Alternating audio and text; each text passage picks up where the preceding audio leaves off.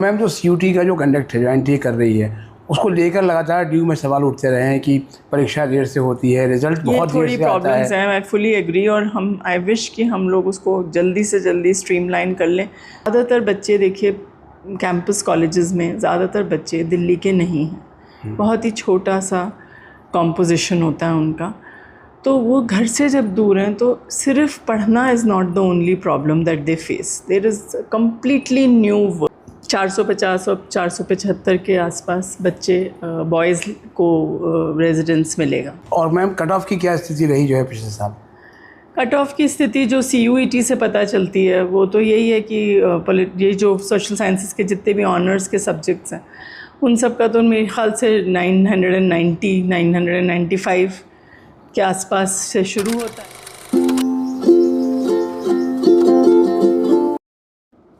नमस्कार, स्वागत है आपका हमारे इस YouTube चैनल पर। मैं मुनमुन श्रीवास्तव आपका हार्दिक अभिनंदन करता हूं।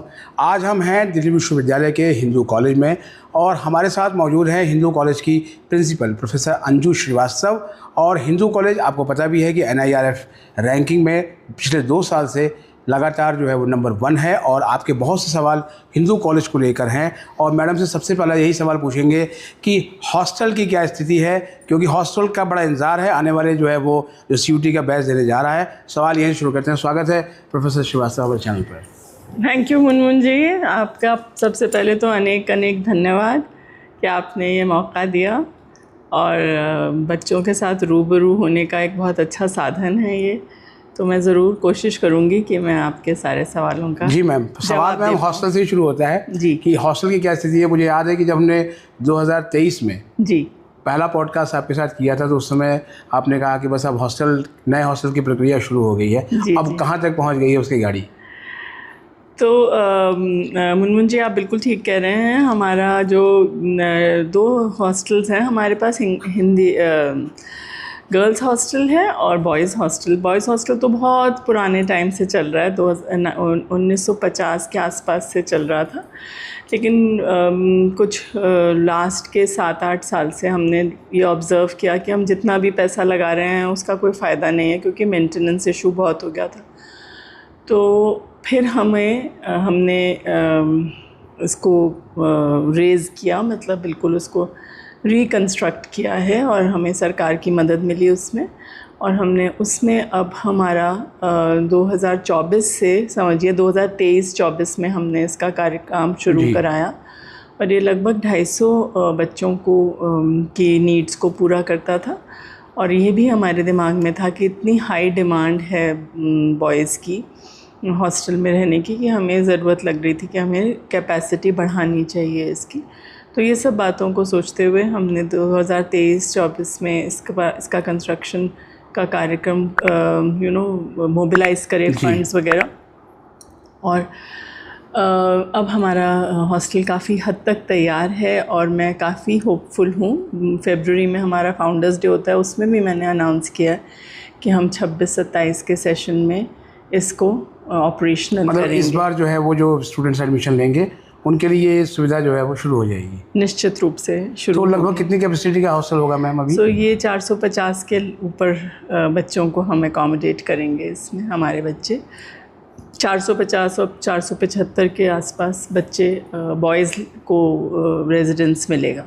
तो मैम ये पूरी तरह से फुली एयर कंडीशन होगा? तो इसकी सभी सुविधाएं हमने ऐसे रखी हैं कि बिल्कुल एक अपने घर से दूर घर की याद ना आए। तो एयर कंडीशन आजकल के ज़माने में आप देख ही रहे हैं, तापमान इतना हाई जाता है और एग्ज़ाम्स का टाइम मई के महीने में है, गर्मियों का पोर्शन बहुत होने लगा है। तो हमने एयर कंडीशन और सारी मॉडर्न फैसिलिटीज़, वॉशिंग की फैसिलिटी, पूरा मेस जो है 4 वक्त का खाना और सारा वो भी ऑटोमेटेड सिस्टम रखा है कि कन्वेयर बेल्ट्स पे खाना आएगा। और ये सब चीज़ें हमने काफ़ी मॉडर्न ज़माने की। अच्छा, वो कन्वेयर बेल्ट पे ही डिश वॉशिंग वगैरह सब उस तरह से होगी। और जैसे कई इक्विपमेंट ऐसे लिए हैं ऑटोमेटेड जिसमें खाना बनाने की बहुत सुविधाएं बढ़ाई हैं, क्योंकि अगर 500 के करीब बच्चा एक वक्त खाएगा तो लगभग 2000 बच्चा एक दिन में 4 वक्त जो से खाया जाएगा, तो 2000 बच्चे के लिए रोज़ खाना बनेगा। तो वो उसमें ऑटोमेशन की बहुत ज़रूरत है। तो वो सब हमने तो फिर मैम सुविधाओं की जब इतना हाईटेक होगा तो फिर जाहिर बात है फीस भी बढ़ेगी। फीस का पर काम चल रहा है, हमारी कमेटी बैठी हुई है और हम लोग कोशिश यही करेंगे कि जितना बच्चों को इजी हो वही हम फ़ीस रखना चाहेंगे। जी। और हिंदू कॉलेज के मैम क्लासरूम भी बहुत हाईटेक हैं, और जब पोल्यूशन चल रहा था तो आपके यहाँ एयर प्योरीफायर सिस्टम भी एक डेवलप किया गया था। जी, तो क्योंकि आपने हॉस्टल की बात करी है तो मैं एक बात पहले कंप्लीट करना चाहूँगी कि गर्ल्स हॉस्टल हमारा बहुत मॉडर्न है, बहुत सोफिस्टिकेटेड और बहुत अच्छी सुविधाओं वाला है, और उसको रख रखाव भी बहुत मेंटेन्ड है उसका, और 10 साल हो गए उसको, और अगर आप आज भी जाएं तो आपको लगेगा कि अभी तो बहुत नया है। और उसकी सुविधाएं से एक शेड बेटर ही हमने बॉयज़ हॉस्टल की सुविधाएं रखी। रही बात कमरों में तो देखिए सारे क्लासरूम्स हमने अच्छे रखने की कोशिश करी है। स्मार्ट क्लासरूम्स आजकल सभी जगह प्रोजेक्टर्स और स्क्रीन्स हैं, वो सब तो करा ही है। और जैसे आपने कहा है कि हमारे कुछ टीचर्स ऐसे हैं, जैसे फ़िज़िक्स के हमारे एक टीचर हैं जिन्होंने अपनी ही रिसर्च से इंडिजनाइज़ किया है एयर प्योरीफायर सिस्टम। तो क्लासरूम्स में भी हमने एयर प्योरीफायर्स कुछ जगह दिए हुए हैं, कॉन्फ्रेंस रूम्स वगैरह में खुद ही के बनाए हुए। हिंदू ने ही वो स्टार्टअप शुरू किया हुआ है, और उस स्टार्टअप के अंडर हम एयर प्योरीफायर दे रहे हैं, और अच्छे बहुत ही रीज़नेबली प्राइस्ड है वो, और काफ़ी पॉपुलर है। काफ़ी जगह हमने उसको प्रमोट किया है। इसमें हमारे को बनाने में हेल्प मिली CSR फंडिंग से। जब हमने ये रिसर्च शुरू करी हमारे फैकल्टी मेंबर ने, तो 2-3 जगह से इंडस्ट्री से ही उनको सपोर्ट मिला, तो उसके द्वारा उनसे ये डेवलप हुआ। तो चीज़ें रिसर्च स्टेज पे ना होते हुए आगे बढ़ी और सोसाइटी को बेनिफिट हो उस स्टेज पे पहुंचाई। एयर प्योरीफायर एक तो ऐसा बना है जो कमरों में रखा जाता है, और एक वेयरेबल है, पहन सकते हैं, वो लॉकेट की तरह, वो बिल्कुल एक जैसे कि रिमोट कार की जो चाबी होती है रिमोट की, उसके साइज़ का है, और वो बिल्कुल आपके नाक के आसपास की जो एयर है उसको काफ़ी अच्छी तरह से शुद्ध रखता है। तो जो लोग हैं जिनको थोड़ी प्रॉब्लम है, क्रॉनिक एस्थमाज हैं, पॉल्यूशन से आजकल सभी लोग परेशान हैं, तो कॉलेज में भी और बाहर भी बहुत लोग यूज़ कर रहे हैं उसे, और काफ़ी विविड सिग्निफिकेंट उनको फ़ायदा नज़र आता है। अच्छा, तो जो ये मैम डेवलप किया गया है तो क्या ये बाहर भी बिक्री के लिए उपलब्ध है? बाहर भी बिक्री के लिए उपलब्ध है, और उसको हम प्रमोट भी करते हैं अपनी तरफ से, और बहुत ही रीज़नेबली प्राइस्ड है। अब एग्जैक्टली मुझे प्राइस तो याद नहीं है। हाँ। जी। अच्छा, ये सारी चीज़ों का देखें मैम, तो इसके हिसाब से फिर हिंदू कॉलेज की फ़ीस भी जो है वो मुझे लगता है कि फिर और बढ़ेगी। नहीं, एनुअल फ़ीस कह रहे हैं आप? नहीं, वो तो देखिए ओवरऑल इन्फ्लेशन इतना हो गया है, सैलरीज़ जो मेंटेनेंस ग्रांट तो कॉलेज की को UGC से मिलती है, जिसमें सैलरीज़ जो हैं वो परमानेंट स्टाफ को मिलती हैं। जो हम लोगों ने इतने बड़े स्ट्रक्चर्स में हमने कुछ एजेंसीज़ वगैरह की हेल्प से अपकीप रखा हुआ है, थोड़ी बहुत वहाँ पे सैलरीज़ वहाँ पे भी बढ़ती हैं, हर साल DA वगैरह बढ़ता है, तो छोटा मोटा इंक्रीज़ करा जाता है, कोई बहुत ज़्यादा हम लोग नहीं कभी भी बिलीव करते। लेकिन और उसके अलावा हमने स्टूडेंट एड फंड बहुत हमारा स्ट्रॉन्ग है, तो कोई बच्चा निराश नहीं जाता, और कोई भी तरह की तकलीफ़ होती है तो बच्चों को हमारी तरफ से पूरी मदद मिलती है। जी। लगभग कितनी सीटें मैम जो है वो ऑफ़र कर रहा है कॉलेज? फर्स्ट ईयर जब एडमिशन होता है तो हमारी टोटल स्ट्रेंथ है 956। जी। इसके अलावा सुपर न्यूमररी भी बहुत आते हैं बच्चे, और उनका पूरा स्वागत रहता है हर कैटेगरी में। तो समझिए कि 1/3 बच्चा और आ जाता है। अभी पिछले साल का तो थोड़ा कम था क्योंकि ओवरऑल एडमिशन्स कम थे, बट जैसे 950 का है तो 1200-1300 बच्चा हो जाता है एक साल में, तो टोटल स्ट्रेंथ 4500 के करीब पहुंचती है। और मैम जो है वो कौन से कोर्सेज़ आपके यहाँ ऐसे रहे हैं जिनमें वो आपको मतलब एक्स्ट्रा सीट्स भी मिली हैं और उसके अलावा ही बहुत एडमिशन हुए? आजकल का जो ट्रेंड है, देखिए कॉलेज तो हमारा बिल्कुल फंडामेंटल कोर्सेज़ के लिए, चाहे वो साइंस हो चाहे वो सोशल साइंसेस हो, तो फंडामेंटल कोर्सेज़ में आजकल जो बोलबाला है वो सोशल साइंसेस का है। और सोशल साइंसेस में भी पर्टिकुलरली कॉलेज के हमारा पॉपुलर पॉलिटिकल साइंस और हिस्ट्री, सोशियोलॉजी के लिए भी बहुत पॉपुलर है। ये 3-4 सब्जेक्ट्स हैं। फ़िलासफ़ी ने का हमने देखा है कि फ़िलासफ़ी ऑनर्स भी हमारे कॉलेज में। तो over the last 5-7 years we have seen a lot of surge, बहुत ज़्यादा बढ़ गया है उसमें इंटरेस्ट सबको। तो ये इसके अलावा बीए प्रोग्राम है कॉलेज में, उसमें हमारे पास 3-4 कॉम्बिनेशंस हैं। ओवरऑल सैंक्शन स्ट्रेंथ ही बीए प्रोग्राम में बहुत कम है, तो बच्चे उसमें बहुत कम होते हैं। माने 40 की उसकी स्ट्रेंथ है अलाउड जी। तो, और उसको भी 4 पार्ट्स में डिवाइड कर रखा है। तो बच्चे उसमें कोई 15 से 20 बच्चे हर कोर्स में होते हैं, ज़्यादा लेते नहीं हैं हम उसमें, क्योंकि कॉलेज हमारा शुरू से ऑनर्स का कॉलेज है।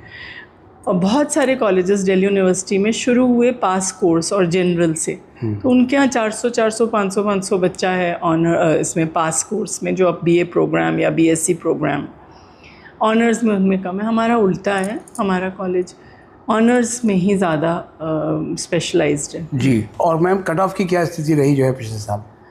कट ऑफ की स्थिति जो CUET से पता चलती है वो तो यही है कि ये जो सोशल साइंसेस के जितने भी ऑनर्स के सब्जेक्ट्स हैं उन सब का तो मेरे ख्याल से 995 के आसपास से शुरू होता है, 950 भी नहीं टच करता, उससे भी आगे ही मतलब ज़्यादा नंबर में सोशल साइंसेस ख़त्म हो जाता है। लेकिन ये स्थिति जो पहले साइंस में होती थी, साइंस में हाईएस्ट परसेंटेज जाती थी, वो अब आजकल का ट्रेंड ही नहीं है कि साइंस में बच्चे कम इंटरेस्ट ले रहे हैं। तो मैम क्या कारण है? क्योंकि एक कॉलेज में हमने देखा कि उस कॉलेज में केवल 18 बच्चे थे साइंस के कोर्सेज में जी, ड्यू के कॉलेज में, और ये बड़ी ऐसी स्थिति हो जा रही है कि अभी साइंस के लिए पॉपुलर थे ड्यू के कॉलेजेस। फिर एक दौर आया जब जो है वो कॉमर्स बहुत ज़्यादा पॉपुलर हुआ, अब हम देख रहे हैं कि ह्यूमैनिटीज और सोशल साइंस की तरफ है। हाँ, ये तो देखिए एक साइकिल है। इस वक्त तो सोशल साइंसेस का बहुत बोलबाला है। साइंस का जो कोर्स होता है वो थोड़ी लंबी जर्नी है, उसमें जो रिज़ल्ट्स हैं उसमें टाइम लगता है, उसमें पेशेंस बहुत चाहिए, लंबे आवर्स हैं, पूरे दिन, हर दिन की जो पढ़ाई है उसमें भी ज़्यादा घंटे आपको व्यतीत करने पड़ते हैं। 7 पेपर्स पढ़ते हैं बच्चे NEP के अंडर, UGCF में। तो थोड़ा सा कहीं ना कहीं वो अपने आप को लाइट करवाना चाहते हैं महसूस। और अगर हम BSc को देखें तो इमीडिएटली BSc के बाद भी एम्प्लॉयमेंट का अगर सिनेरियो देखें तो सोशल साइंसेस को, इकोनॉमिक्स वगैरह को तो शुरू से ही बहुत प्रेफरेंस मिली है, लेकिन पॉलिटिकल साइंस, हिस्ट्री, सोशियोलॉजी, इनको भी काफ़ी ओपनिंग्स मिल रही हैं, क्योंकि think tanks, research by policy groups, ये सब लोग भी इसी तरह के स्टूडेंट्स को इंटर्न्स रखना चाहते हैं और फिर उनको अपॉर्चुनिटीज़ देते हैं। तो साइंस में इस तरह की अपॉर्चुनिटीज़ स्पेसिफिक चैनल्स में हैं, तो रिसर्च इंस्टीट्यूट्स में ज़्यादा हैं। तो मुझे लगता है कि आजकल एम्प्लॉयबिलिटी की भी रोड थोड़ी लंबी है साइंसेस की, तो शायद इस वजह से ये हमें थोड़ा सा पीरियड दिखाई दे रहा है जिसमें साइंस का रुझान थोड़ा कम है। जी मैम, कॉलेज में एडमिशन के साथ जो है प्लेसमेंट की बात भी जो है होती है, तो बीते 5 सालों में कैसा ट्रेंड रहा है आपके यहाँ प्लेसमेंट का? ट्रेंड तो ऊपर वाले की कृपा से और बच्चों के ब्रिलियंस से, बच्चे जैसे एक आपको उदाहरण देती हूँ कि बच्चे इतने ब्राइट हैं आजकल के, सिर्फ हमारे ही कॉलेज के क्या, सब कॉलेजेस में बहुत अच्छा कर रहे हैं बच्चे, सेल्फ मोटिवेटेड बहुत बच्चे हैं, और इतने एक बच्चा एक वक्त में मल्टीटास्किंग इतनी कर रहा है कि अभी हमने थोड़े दिन पहले एक इंटरव्यूज़ किए थे इंटरनेशनल किसी प्रोग्राम के लिए, तो उसमें जो बच्चों ने अपीयर किया इंटरव्यूज़ में, जब उस शॉर्ट लिस्ट होकर हमने उनका इंटरव्यू रखा था, तो उसमें देखा हमने कि बच्चे 3 इंटर्नशिप्स एक ही बारी में कर रहे हैं, एक ऑनलाइन कर रहे हैं, एक इंडस्ट्री के साथ कर रहे हैं, एक पॉलिसी वाले लोगों के साथ कर रहे हैं। तो इतना अच्छा अगर एक्सपोजर खुद ही से कर रहे हैं, कुछ तो कॉलेज कराता है, कुछ खुद करते हैं, और पूरे साल भर भी जो मौका मिलता है, एड ऑन कोर्सेज़ हों चाहे सोसाइटीज़ हों, उन सब का एक्सपोजर एक पूरा एक फुल किंग साइज़ लाइफ जी रहा है कॉलेज में, तो जाहिर सी बात है कि उसका placement is not a difficult thing. जी, तो फर्स्ट चॉइस हो जाती है कंपनीज़ की। एक और भी है मैम, इसके साथ साथ जो है जितनी स्टूडेंट्स आज के दौर में काम कर रहे हैं, क्लासेस को लेकर भी थोड़ा सा जो है वो है, कुछ स्टूडेंट्स तो क्लास करने के लिए बहुत ज़्यादा ईगर हैं और कुछ जो है वो क्लासेस बंक कर रहे हैं, चाहे रीज़न कुछ भी हो। तो क्या आपके कॉलेज में भी कुछ ऐसा देखने को मिल रहा है? नहीं, ये बिल्कुल है, क्योंकि बच्चों को क्लासरूम के अलावा भी जब कंपनीज़ आती हैं या कहीं पे भी उन्हें मौके मिलते हैं, जैसे हमने अभी, जैसे मैं आपको बता रही थी, ऐसे ही हमने 3-4 स्कॉलरशिप्स शुरू कर रखे हैं, बहुत हेवी अच्छी स्कॉलरशिप्स हैं वो। मतलब एक जो भी विनर्स हैं उसके, उनको 1-1 लाख रुपया मिलता है पर ईयर, ऐसी स्कॉलरशिप्स हैं। तो जब भी हम उनके इंटरव्यूज़ होल्ड करते हैं, पढ़ाई के अलावा और क्या कर रहे हो, अच्छा इसमें क्या कर रहे हो, अच्छा उसमें क्या कर रहे हो, तो वही बच्चा उसी टाइम में उसको बहुत सी अपने से भी बहुत एम्बिशंस हैं, एक्सपेक्टेशंस हैं, सोसाइटी को भी उसके प्रति एम्बिशंस हैं कि आपको इतने अच्छे कॉलेज में हैं, इतनी अच्छी यूनिवर्सिटी में हैं, मेन सिटी में हैं देश की, तो आपको तो सिर्फ अकेले पढ़ना तो नहीं चाहिए। तो वो बैलेंस जो है कि बाहर और अंदर का बैलेंस, 60 सोसाइटीज़ हैं, 60 से भी ऊपर है, इनफैक्ट 60 सोसाइटीज़ में बच्चे ही तो हैं, तभी तो सोसाइटीज़ हैं, वो उन्होंने खुद ही ने बनाई हैं वो सोसाइटीज़। तो उनका वो अनुशासन भी बहुत इम्पॉर्टेंट है कि वो वहाँ से क्या सीख रहे हैं और क्लासेस से क्या सीख रहे हैं। बैलेंस हर बच्चा नहीं बना पाता और इस वजह से कुछ बच्चों की अटेंडेंस में काफ़ी असर पड़ता है, जिसके लिए हम मेजर्स लेते हैं। उनको बहुत पहले से आगाह करना शुरू करते हैं कि अपना मॉनिटर कर लीजिए अटेंडेंस। अगर नहीं कर पाते तो थोड़ा सा झटका लगता है उन्हें जब एग्ज़ाम के टाइम पे। तो क्या मैम उनके पेरेंट्स को बुलाया जाता है या कुछ मेंटर मेंटनी कुछ इस तरह से जो है वो मेंटर मेंटी सिस्टम तो काफ़ी टाइम से चल रहा है और बहुत ही फ्रूटफुल है वो। मुझे तो लगता है कि वो बेस्ट सिस्टम है। आप बच्चे को कितना जान सकेंगे और बच्चा पूरे जो ज़्यादातर बच्चे देखिए कैंपस कॉलेजेस में ज़्यादातर बच्चे दिल्ली के नहीं हैं, बहुत ही छोटा सा कॉम्पोजिशन होता है उनका। तो वो घर से जब दूर हैं तो सिर्फ पढ़ना is not the only problem that they face. There is completely new world, completely free world that they have to be in. उस फ्रीडम को वो हैंडल कर पा रहे हैं या नहीं कर पा रहे, उस आज़ादी को, तो उससे स्ट्रेस भी डेवलप होता है, interpersonal relationships, competing with others, peer pressure, ये वो। तो मेंटर मेंटी उसमें बहुत हेल्पफुल होता है। इसके अलावा सॉरी, मैं सवाल आपने क्या पूछा था? नहीं, हमने सवाल पूछा था मैम कि जो क्या उनके पेरेंट्स को भी कभी कॉल किया जाता है? तो पेरेंट्स का लास्ट रिजॉर्ट होता है। बच्चा उम्र में बढ़ गया है, उसको काफ़ी ईगो पे ठेस पहुंचती है जब उसके पेरेंट्स को टच किया जाता है। पेरेंट्स बहुत कई कोसों दूर रह रहे हैं भाई, मतलब किन परेशानियों से उन्होंने भेजा है बच्चों को, तो वो बहुत मज़ेदार सॉल्यूशन नहीं लगता। लेकिन अगर कोई केस इतना बिगड़ा हुआ है तो ज़रूर बुलाना चाहिए। बाकी हमारे मेंटर्स से ही हम फील करते हैं कि काफ़ी फ़र्क पड़ता है जी। तो एक बार झटका लगता है तो उसके बाद नेक्स्ट टाइम संभलते हैं जी। सीयूटी से मैम जो है वो क्या बदलाव देखते हैं? ये 5वां साल है सीयूटी का। सीयूटी से पहले का स्टफ़ और सीयूटी के बाद के स्टफ़ में सो आई वुड से कि हमारे जैसे कॉलेजेस, कैंपस के जो कॉलेजेस हैं, उनको एक सीयूईटी से पहले ट्रेंड था कि कुछ रीजन स्पेसिफिक एडमिशन्स बहुत होते थे। तो कभी कोई रीजन का बहुत बच्चा एक ही रीजन का है, कभी कोई रीजन का, तो उस रीजनलिज्म थोड़ा सा उसका कंपोनेंट बढ़ जाता है। वो अपना जो बच्चा आता है और वो ज़्यादा तादाद में आता है, वो अपना साथ कल्चर लेके आता है, तो वो कल्चर भी हम सीखते हैं और उस कल्चर को हम लोग इम्बाइब करते हैं, उसका अपना एक मज़ा है। लेकिन एक सेंट्रल यूनिवर्सिटी और सेंट्रल कॉलेजेस होने के नाते जो हमारा दायित्व है वो ये है कि हम हर कोने से बच्चे को एंटरटेन करें, उसको एक स्पेस दें और उससे भी हम भी सीखें। तो डाइवर्सिटी का जो एंगल है सीयूईटी से, वो काफ़ी हद तक अचीव होता है और बड़ी खुशी होती है जब पता चलता है कि लद्दाख से इतने बच्चे हैं और कन्याकुमारी से इतने बच्चे हैं और नागालैंड के बड़ी रिमोट कॉर्नर्स विलेजेस से आए हुए हैं। तो वो अच्छा लगता है। और अगर वो तब आते हैं जब उनको भी अपने कोई सीनियर या अपना गांव के लोग पता चलते हैं कि वो गए हैं और उन्हें चॉइस लगती है कि हाँ हिंदू में हमें आएंगे तो हमें सेफ़ स्पेस लगेगी, वो हमें उससे और मनोबल बढ़ता है और हम और कोशिश करते हैं कि हम उनका स्टे अच्छा रखें। और मैम जो CUT का जो कंडक्ट है, जो NTA कर रही है, उसको लेकर लगातार ड्यू में सवाल उठते रहे हैं कि परीक्षा देर से होती है, रिजल्ट बहुत देर थोड़ी से आता है। प्रॉब्लम्स हैं, आई फुली एग्री। और आई विश कि हम लोग उसको जल्दी से जल्दी स्ट्रीमलाइन कर लें, क्योंकि कोविड के बाद से हम कोशिश यही रही थी कि शुरू के तो स्टैगर्ड थे बैचेस, अब स्टैगर्ड नहीं हैं बैचेस, लेकिन फिर भी हम लोग ये सोचते थे कि जुलाई में शुरू हो जाएगा सेशन तो अच्छा रहता है। लेकिन CUET का रिज़ल्ट्स वगैरह लेट आए एग्ज़ाम पहले, तो हम उम्मीद रखते हैं कि इस बार तो हमें काफ़ी अच्छा ये सब का मिलेगा रिज़ल्ट, क्योंकि अगर रिज़ल्ट्स देर से आते हैं और तो उसकी वजह से फिर एडमिशन्स पर बहुत असर डायरेक्ट पड़ता है।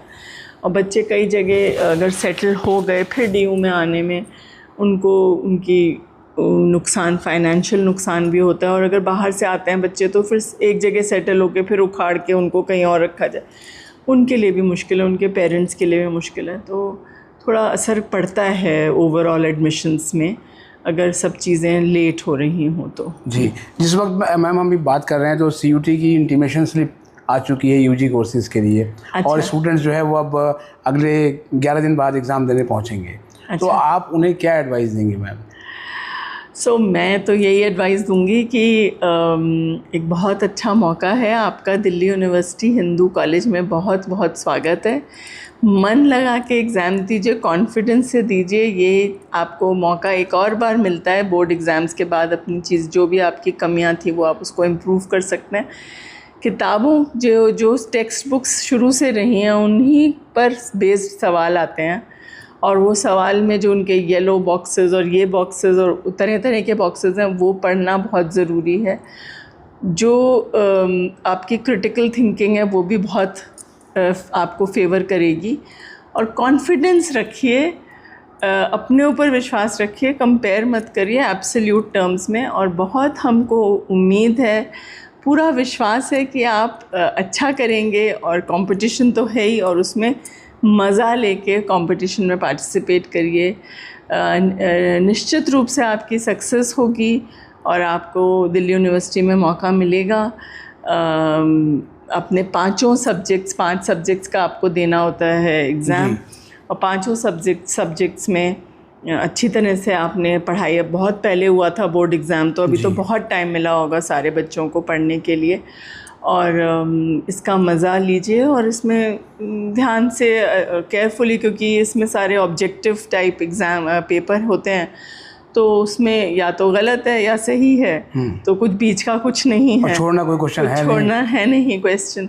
तो गलत और सही की पहचान में क्वेश्चन में कन्फ्यूजन होता है। क्वेश्चन को ढंग से पढ़िए, 2 बार पढ़िए, क्योंकि क्वेश्चन में ही कहीं ना कहीं आंसर छुपा होता है। क्वेश्चन से ही अगर आपने क्वेश्चन को ठीक समझा तो आंसर अपने आप पता चलता है। तो थोड़ा हड़बड़ाइए मत, पैनिक मत करिए, पैनिक से ख़राब ही होगा। और बहुत केसेस हैं जिनका पैनिक से ख़राब हुआ है, और आप अच्छे थ्रू आउट रहे हैं, इसमें भी बहुत अच्छे रहेंगे। क्योंकि मैम CBT मोड में जो है वो पहली बार एग्ज़ाम देंगे वो लोग स्टूडेंट्स जो है, तो उसको लेके भी बड़े सारे उनकी जो है वो क्वेरीज हैं। I can understand and I feel that it's big challenge, क्योंकि बच्चों को यही लगता है कि अच्छा अगर अच्छे नहीं आए तो जो उनका चॉइस ऑफ कॉलेज है वो मिलेगा या नहीं मिलेगा। तो बहुत स्टेक पर तो होता है, और it's very easy to say but not so easy to register. So at this stage I can only say that believe in yourself. सिर्फ सबसे पहले कॉन्फिडेंस रखिए, डरिए मत, घबराइए मत, और आपकी पढ़ाई 100% काम आएगी। और ये तो हायर एजुकेशन का फर्स्ट पड़ाव है, अभी तो बहुत सारे ऐसे और मौके आएंगे। और कहीं पर सपोज़ करिए आपका अच्छा नहीं हुआ और आपको शायद अपने कॉलेज चॉइस का नहीं मिला, तो कोई भी ऐसी बड़ी बात नहीं है। सब चीज़ें, सारा कोर्सेज सब जगह यूनिफॉर्म है, और अच्छा बुरा आपके हाथ में है। क्योंकि मैम यहीं पे सवाल आ जाता है, ये कोर्स वर्सेस कॉलेज, ये भी बहुत सवाल है कि किसको प्रायोरिटी दें हम। सो आई मीन कॉलेज से तो फ़र्क पड़ता है, देखिए कॉलेज के एटमॉस्फेयर से और कॉलेज में आपका कंपनी है उससे आप बहुत सीखते हैं। हॉस्टल्स में देखिए, ये तो वो कॉलेज है जिसने इतने स्टॉलवर्ड्स प्रोड्यूस कर रहे हैं हॉस्टल की लिविंग से। जो आपके आज के मिनिस्टर्स हैं 4-5 तो हमारे कॉलेज से हैं। ब्यूरोक्रेट्स जो हाईएस्ट पोजीशन पे पहुंचे हैं वो हमारे कॉलेज से हैं। सुप्रीम कोर्ट के चीफ जस्टिस 3 चीफ जस्टिस हमारे कॉलेज से। फिल्म स्टार्स देखिए हमारे कॉलेज से हैं, लेखक, साइंटिस्ट। तो ये सब लोग, कई लोग इनमें से जेंट्स जो थे वो तो हॉस्टल के ही रह चुके हैं। तो मैं ये तो नहीं कहूँगी कि कॉलेज से फ़र्क नहीं पड़ता है। कॉलेज आपको एक ऐसा प्लेटफॉर्म देता है जिससे आपकी ज़िंदगी भर की एसोसिएशन डेवलप होती है, नेटवर्किंग डेवलप होती है, और वो सब आज के टाइम में बहुत मायने रखता है। आप उस कॉलेज से जुड़ते हैं एज एलुमनाई बाद में ज़िंदगी में, तो वो भी एक बहुत आज के टाइम में बेनिफिट देता है। लेकिन किसी कॉलेज में आप अपना मनपसंद कोर्स या सेकंड मन का कोर्स नहीं कर रहे और लास्ट कर रहे हैं जिसमें आपका कोई ख़ास इंटरेस्ट नहीं है, तो वो आप अपना फ्यूचर ही ख़राब कर रहे हैं। उसको सिर्फ कॉलेज की वजह से आप कोई ऐसा कोर्स ले रहे हैं जिसमें आपको पक्का पता है कि आप इंटरेस्ट नहीं आ पाएगा, तो इतना कॉम्प्रोमाइज़ मत करिए। जहाँ आपको कोई अपने पसंद का course, not so much fond of college, that also is not at all bad. It is something that you should definitely think about. Course की अपनी एक बहुत महत्व है, कॉलेज का भी बहुत महत्व है। दोनों का कॉम्बिनेशन आपके मुताबिक हो तो बेस्ट है, नहीं है तो कोर्स पर तवज्जो ज़रूर दीजिए, कोर्स को भी इम्पोर्टेंस बहुत दीजिए। अब मैम उसी सवाल पे आते हैं जहाँ से हमने शुरू किया था, कॉलेज के इंफ्रा को लेकर जो है वो बीते कुछ सालों में हिंदू कॉलेज का इंफ्रा बहुत डेवलप हुआ है। ख़ासतौर पे जो आपके रिसर्च, जब 4th ईयर की रिसर्च की बात आई थी तो आपके लैब पहले से रेडी थे, अब कितना काम हो रहा है मैम? तो बिल्कुल आपने, थैंक यू मुनमुन जी, ये सवाल आपने पूछा, क्योंकि इस चीज़ का एक तरह से हम बहुत हम्बल तो हैं इसके लिए और बहुत प्राउड भी हैं साथ के साथ कि एक हमारे जो मैनेजमेंट ने ये रिसर्च सेंटर जिसमें हम अभी बैठे भी हुए हैं, इस रिसर्च सेंटर में के बारे में हमने तब सोचा जब NEP बिल्कुल कहीं पर भी नहीं था, और तभी रिसर्च सेंटर में हमने इक्विपमेंट वगैरह लेने शुरू करे और हमें मदद भी मिली, डोनर्स से भी मदद मिली और CSR सपोर्ट से भी मदद मिली। तो वो सब करने से हमारे पास इतने सोफिस्टिकेटेड इंस्ट्रूमेंट्स हैं इस टाइम, उन सबको बच्चों ने खुद यूज़ किया टीचर्स की मदद से। और जब आज हम उनकी थीसिस देख रहे हैं, डिसर्टेशन देख रहे हैं, कल परसों ही साइंसेस के वाइवा हुए तो उनकी डिसर्टेशन हमने देखी, सारे बच्चों ने सारे इंस्ट्रूमेंट्स जो उनके काम से रिलेटेड थे यूज़ करके उसके रिज़ल्ट्स दिखाए। तो आज अगर हम बच्चों से फ़ीडबैक लेते हैं तो वो उसके लिए इतने गर्वान्वित महसूस कर रहे हैं कि ये हम खुद कर पाए। तो जो खुद करने का जो मज़ा और जो एहसास है वो उन्होंने जिया, लर्निंग बाय डूइंग, स्किल उन्होंने अपनी बढ़ाई। इसी तरह से एक स्किल डेवलपमेंट सेंटर भी वो दिल्ली यूनिवर्सिटी की मदद से हम एक इस्टेब्लिश कर पाए। उसमें हमने कई स्किल्स को बढ़ावा देने के लिए हमें ग्रांट मिली। तो वो भी एक ऐसा ever increasing and encouraging project है जिसमें बच्चों को काफ़ी मज़ा आ रहा है और यही है कि एंजॉय करने का एक मौका मिलता है। कुछ ऊपर वाले की कृपा रही, कुछ टीचर्स का साथ है और नॉन टीचिंग स्टूडेंट्स सभी बहुत अपने तरफ से बहुत कोशिश करते हैं, एक टीम रहे हमारी। तो उसमें हम लोगों को हाल फिलहाल में काफ़ी रिसर्च ग्रांट्स भी मिली और उनको हमने टीचर्स और बच्चों में काफ़ी अच्छी तरीके से उसको डिस्ट्रीब्यूट करके बच्चों को मौके बहुत मिल रहे हैं। और कई बच्चों का रुझान, एटलीस्ट क्लैरिटी तो हो रही है, करना है आगे रिसर्च या नहीं। वो एक हमारी एक एम था, एक ऑब्जेक्टिव है इस 4th ईयर का कि क्या आप रिसर्च में आगे बढ़ना चाहेंगे या आप अपनी जर्नी रिसर्च को लेके यहीं तक रख के कुछ और करना चाहेंगे, एंटरप्रेन्योरशिप करना चाहेंगे ये सब चीज़ों के बारे में उनको एक प्रॉपर करके एहसास है, इन्फॉर्म्ड डिसीजन है उनका। जी। तो वो अच्छा तो मैम अगर 4th ईयर की बात करें, 4th ईयर ऑप्ट करने में स्टूडेंट्स की कितनी रुचि रही है? तो रुचि तो मैं कहती हूँ for the first year it has been very good. 30% के करीब, 30 कहीं के 40% भी कई बच्चों ने किसी कोर्सेज में लिए हैं, बट एक एवरेज निकालेंगे तो 30% है, जो मुझे पता है कि थ्रू आउट द यूनिवर्सिटी यही ट्रेंड हाँ, है। यही। तो 30% एज सच अगर हायर स्टडीज़ या रिसर्च ओरिएंटेशन के बारे में बात करें तो वो नंबर अपने आप में बहुत अच्छा है कि किसी बैच में अगर 40 की क्लास है उसमें 15 बच्चा अगर निकल रहा है रिसर्च के लिए, तो एक अपने आप में एक अच्छा नंबर है। लेकिन अगर हम ओवरऑल देखें जिसमें 1000 बच्चे हैं क्लास में या 1200 बच्चे हैं पूरे बैच में, उसमें से 300-400 ही जा पा रहे हैं, तो वहाँ हमें लगता है कि थोड़ा बेटर हो सकता है। और अब यही अपेक्षा भी है, मिनिस्ट्री की भी अपेक्षा है और सारे जो भी हायर ऑफिसर्स हैं, ऑफिशियल्स हैं, सब यही सोचते हैं कि थोड़ा और बढ़ जाए। तो ये धीरे धीरे बढ़ेगा, एकदम से हमें नहीं लगता कि बढ़ पाएगा। जब उसके रिटर्न्स मिलेंगे, जब इस तरह के बच्चे जो 4th ईयर में अब किसी एम्प्लॉयमेंट मार्केट में जाएंगे, जब जॉब मार्केट में वो 3rd ईयर के बच्चों से ज़्यादा अच्छा करेंगे, MSc के बच्चों से ज़्यादा अच्छा करेंगे, जब उनका जो हैंड्स ऑन करने की वजह से, एक्सपीरियंशियल लर्निंग करने की वजह से जो उनका एक एज होगा औरों के कंपैरिजन में ज़्यादा, और वो पे ऑफ करेगा, तो और लोग आकर्षित होंगे, मतलब बढ़ेगी, संख्या बढ़ेगी। मुझे उम्मीद है पूरी कि आगे संख्या बढ़ेगी और धीरे धीरे सारे कॉलेजेस में और फैसिलिटीज़ भी बढ़ेंगी और बढ़नी चाहिए। ये ज़रूरी है कि फैसिलिटीज़ बढ़ाई जाएं, जगह और दी जाए। ये ज़रूरी नहीं है कि अच्छा क्लास में बच्चे कम हैं या क्या है, कई जगह ऐसे होने चाहिए जहाँ वो डिस्कशंस हों। अब देखिए हम लोग अगर बात करें हमारे इंफ्रास्ट्रक्चर में, कुदरती हम लोगों ने इतना ना सोचते हुए कि ये 4th ईयर आएगा या NEP आएगा, हमने अपनी लाइब्रेरी भी डबल कर ली। 2 फ्लोर की लाइब्रेरी थी, 4 मंजिल की लाइब्रेरी हो गई।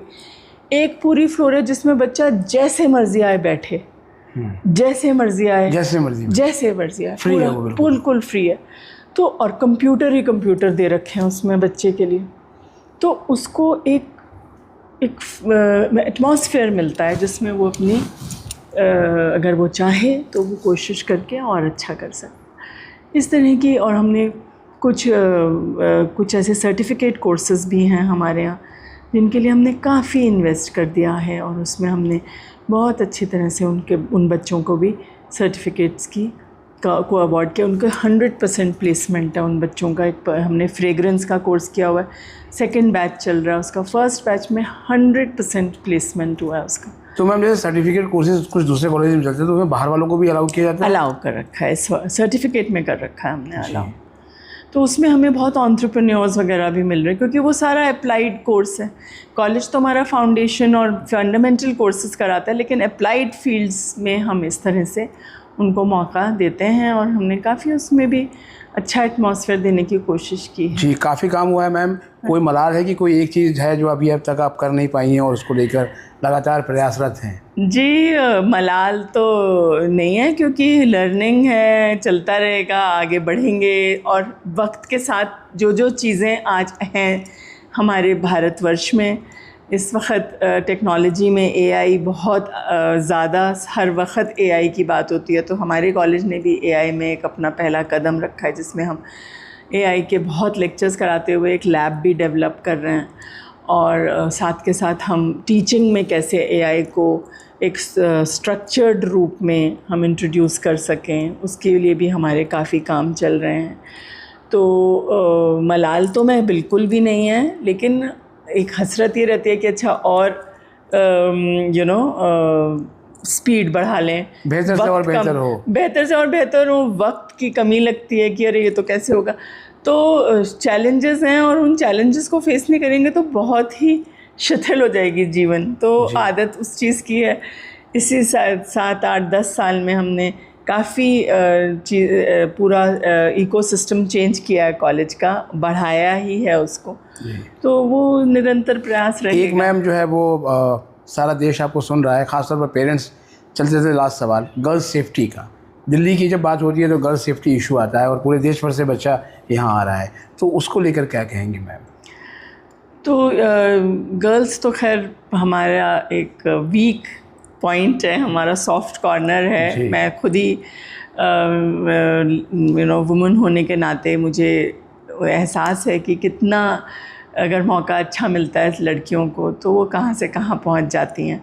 तो हमारी कोशिश यही है कि हम कॉलेज के अंदर तो हमने बहुत ही सेफ़ स्पेस, ज़ीरो टॉलरेंस रखा हुआ है। ज़रा सा भी बच्चे लड़की को कहीं पे भी कोई परेशानी लगती, और ऊपर वाले की कृपा से हमको इस तरह की कोई ज़्यादा इस एपिसोड सुनने को नहीं मिलते। जब भी कोई सुनने को मिलता है तो हम उसको एकदम से एड्रेस करते हैं, और वो तो सुप्रीम कोर्ट द्वारा कमेटीज़ भी बनी हुई हैं, लेकिन उन सब की नौबत ना आए तो एक अच्छा एजुकेशन का जो एटमॉस्फेयर होना चाहिए वो उसका प्रयास रहता है कि बच्चों को, लड़कियों को पूरी आज़ादी दी जाए और उस आज़ादी की रिस्पेक्ट करी जाए लड़कों द्वारा।